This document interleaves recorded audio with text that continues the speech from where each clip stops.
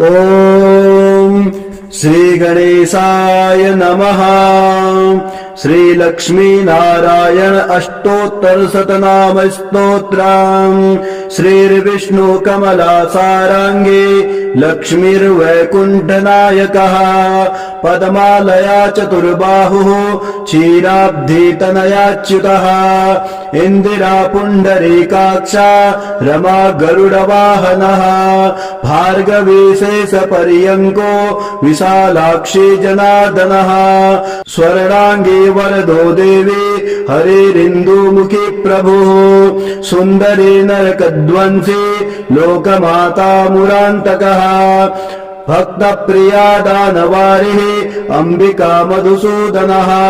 वैष्णवी देवकी पुत्रो रुक्मणी केशिमर्दनः। वरलक्ष्मी जगन्नाथः कीरवाणी हलायुधः। नित्या सत्यव्रतो गौरी सौरिः कान्तः सुरेश्वरः। नारायणी हृषिकेशः पद्महस्ता त्रिविक्रमः। माधवी पद्मनाभश्च स्वर्णवर्णा निरीश्वरः। सती पीताम्बरः शान्ता वनमाली क्षमानघः। जयप्रदा बलिध्वंसी वसुधा पुरुषोत्तमः। राज्यप्रदाखिलाधारो माया कंसविदारणः। महेश्वरी महादेवो परमा पुण्य विग्रहः। रमा कुमुदः सुमुखे मुचुकुन्दवरप्रदः। वेद वेदाब्धिजा माता सुरूपार्केन्दुलोचनः। पुण्याङ्गना पुण्यपादो पावनी पुण्यकीर्तनः। विश्वप्रिया विश्वनाथो वाग्रूपी वासवानुजः। सरस्वती स्वर्णगर्भो गायत्री गोपिका प्रियः।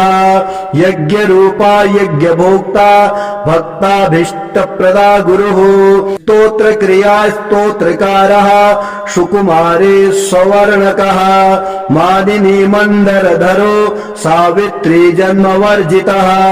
मन्त्रगोप्ते महेशुवासो योगिनी योगवल्लभः।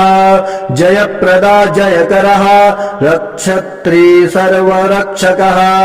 अष्टोत्तरशतनाम्नां लक्ष्म्याः नारायणस्य च यः पठेत् प्रातरुत्थाय सर्वदा विजयी भवेत्। सर्वदा विजयी भवेत्।